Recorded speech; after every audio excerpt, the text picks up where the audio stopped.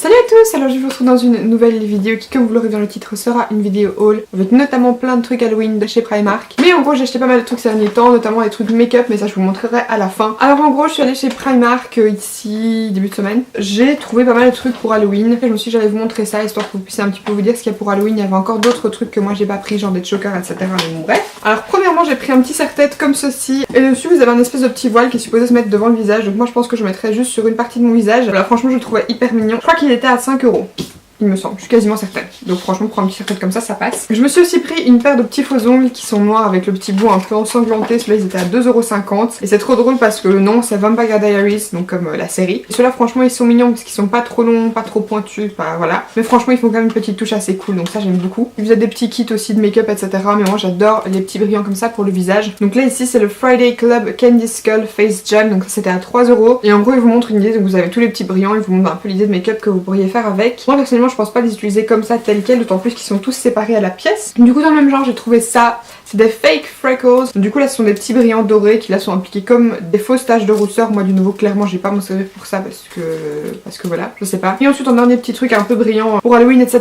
c'est ceci. Et donc là ce sont des brillants pour le corps. Là clairement c'est montré pour être utilisé sur la poitrine pour faire une sirène. Ça par contre c'était un peu plus cher, c'était à 4 € forcément parce qu'ils sont plus grands. Du nouveau je me dis qu'à utiliser les petites pièces séparées en make-up classique ou même pour faire un truc complètement plein de brillants ça pourrait être top avec les autres. Donc du coup ensuite j'ai acheté d'autres trucs qui n'ont rien à voir avec Halloween. J'ai pris cette petite palette-ci, NJ a pris la même. C'est la petite palette Just Peachy Eyeshadow Palette. Celle-là elle était à 4,50 €, donc pour une palette de 9 fards à paupières franchement c'est pas cher du tout.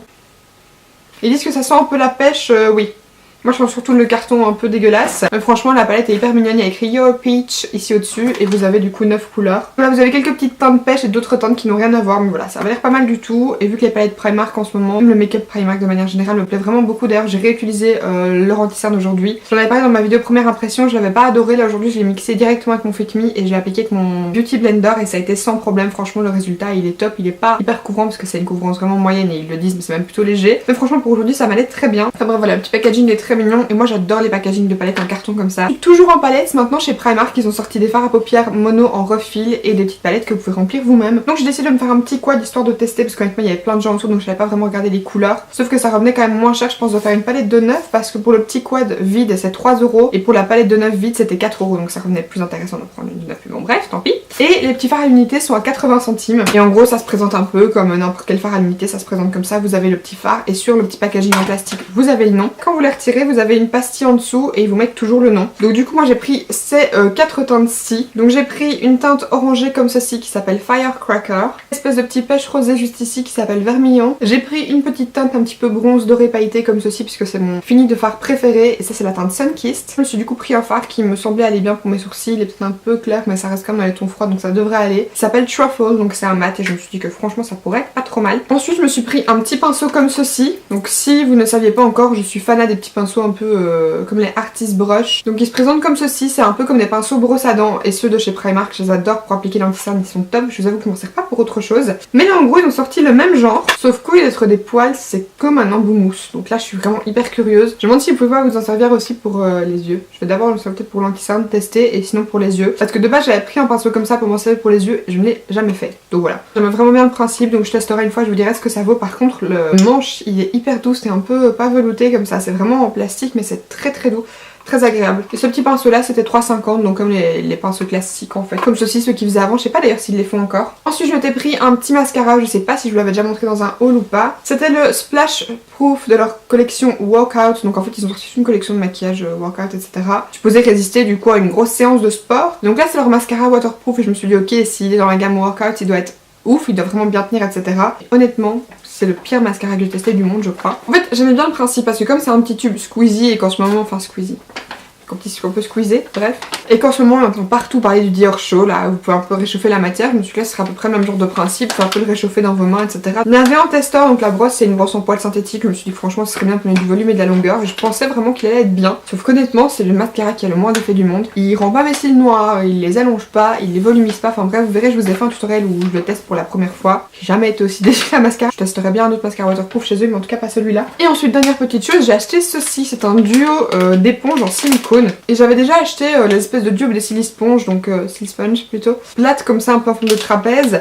Et c'était pas mal, on va dire. Franchement, je m'en sers quasiment jamais. Parce que je trouve pas que la forme est très pratique, mais c'était quand même un petit peu dur. Et là en fait, Sanji qui m'a montré ça parce qu'ils sont vraiment mais tout mou comme ça, c'est un peu bizarre comme ça comme texture. Genre personnellement quand je touche ça, je me dis qu'on dirait des implants mammaires, même si j'en ai jamais essayé, franchement on dirait un peu. Honnêtement j'ai testé celle-ci hier justement pour l'anti-san et je trouve pas ça top. Donc je sais pas si c'est l'anti-san qui correspondait pas aussi parce que j'étais un peu dans le rush, j'en ai aucune idée, peut-être que j'aurais dû tester celle-ci. Celle-là était un petit peu grosse donc elle est peut-être plutôt faite pour le fond de teint, mais du coup le produit allait pas dans mes petites ridules etc. C'était vraiment un peu ennuyant et je trouvais pas que la finition était belle quoi. Franchement j'étais un peu déçue, j'ai dû repasser avec mon beauty blender par dessus. Ça je les réessayerai pour le coup et je vous dirai ce que j'en pense, mais pour l'instant c'est pas. Alors je suis passée chez Kiko l'autre jour avec ma maman, je sais absolument pas si je vous avais montré. Mais en gros j'étais passée, ils avaient la nouvelle collection etc. Et de base j'allais pour cet eyeliner-ci que j'ai une fois avec maman et il s'était acheté et en fait je l'ai vu aussi sur sa collègue à son boulot. Je me suis dit mais il est trop beau ce liner. C'est leur super color eyeliner. Donc dans cette gamme là moi personnellement j'ai le doré et le blanc. C'est un espèce de violet duochrome un peu bleuté, il est vraiment juste hyper canon. J'ai trop hâte de l'utiliser, je m'en suis pas encore servi au moment où je vous parle, mais il est juste trop beau. J'avais aussi pris du coup de la nouvelle collection ce liner-ci, donc c'est le Fall 2.0 eyeliner et c'est la teinte 04. C'est un espèce de liner un petit peu taupe argenté, il est juste magnifique, c'est un liner métallisé en fait. Et le dernier truc que j'ai acheté chez Kiko c'est ceci, c'est leur Asian Touch Eye Pencil, donc en fait ils ont sorti toute une collection avec des trucs asiatiques etc.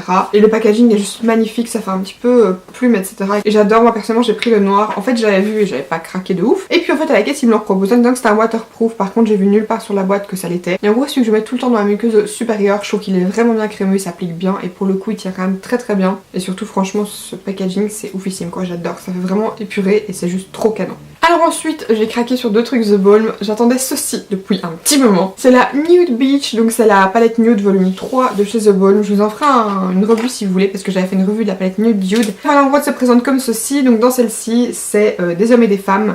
Et en gros le thème c'est la plage et j'adore parce que ici au dessus près du miroir il y a écrit Life's a Beach, donc genre la vie est une plage. Mais voilà, je trouvais ça hyper drôle comme jeu de mots. Et voilà, franchement les couleurs sont très jolies. Pareil, j'en ai fait un tutoriel que je vous ai filmé hier. Au moment où je vous parle, il sera probablement pas encore en ligne, mais je vous le mettrai dans le petit dès que ce sera le cas. Et j'ai aussi pris du coup ceci. Et ça pareil, j'attends depuis un petit moment. En fait on les a reçus super tard en Belgique, je sais pas pourquoi. C'est du nouveau un kit de Meet Matte Huge, donc les rouges à lèvres liquides de chez The Balm. Mais c'est le coffret avec les 6 mini. Moi personnellement les Meet Matte Huge ils font partie de mes rouges à lèvres liquides préférés. Je trouve que la texture est vraiment bien, ils ne plissent pas trop les lèvres, ils sont agréables à porter, ils ont un petit effet mentholé et ils tiennent du feu de Dieu. Et donc là en gros c'était 6 teintes du coup qui n'étaient pas encore sorties mais en full size, donc du coup pour moi c'est 6 nouvelles teintes. Je vais les sortir dans l'emballage histoire que vous voyez un petit peu mieux les couleurs, mais franchement elles sont juste trop belles. Reliable il est magnifique, en fait j'ai apporté Charismatic, Reliable et Brilliant. Charismatic il est super beau, pareil je l'ai fait ma tutoriel, vous verrez si ça avance ou pas. Reliable il est parfait, c'est vraiment une espèce de nude marronné, typiquement le genre de rouge à lèvres que j'aime, les bruns et les marrons c'est mes couleurs préférées. Et le Brilliant il est aussi super beau, il fait un petit peu plus pêche sur les lèvres, un poil plus clair que ce que vous voyez là. Et franchement ça fait un super joli effet, ça donne un petit coup de peps au visage, franchement c'est top.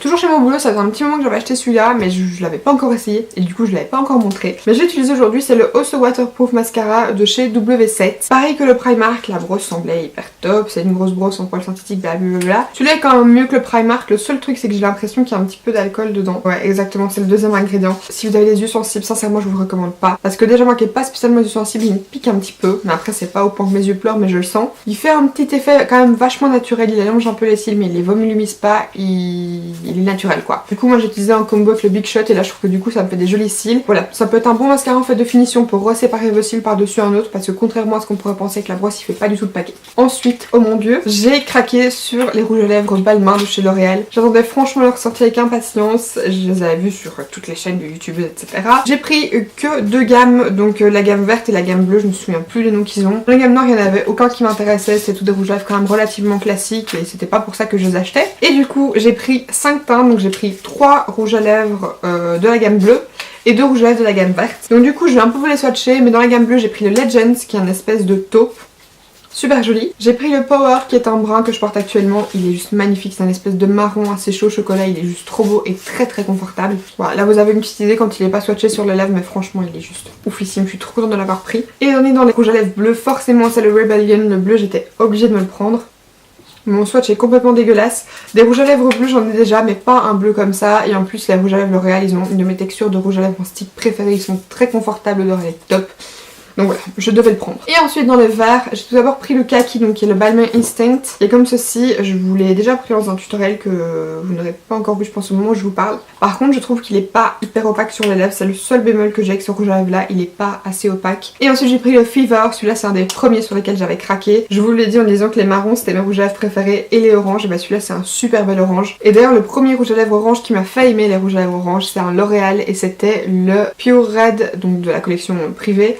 Dawson, c'était vraiment une de mes couleurs préférées. Et bien voilà, écoutez, c'est ici que s'achève cette vidéo, j'espère sincèrement qu'elle vous aura plu. Si c'est le cas, comme d'habitude, n'hésitez pas à la liker en cliquant juste ici en dessous. Vous pouvez vous abonner aussi en cliquant de l'autre côté si ce n'est pas encore fait, ça vous permettrait d'être au courant de toutes les sorties de mes vidéos. Du nouveau lien de mes réseaux sociaux, Facebook, Snapchat, Twitter, Instagram sont dans la barre d'infos, donc n'hésitez pas à m'y suivre. Et si vous avez d'autres idées de vidéos, n'hésitez pas à me laisser dans les commentaires. Et d'ici la prochaine, je vous fais de gros bisous. Bye!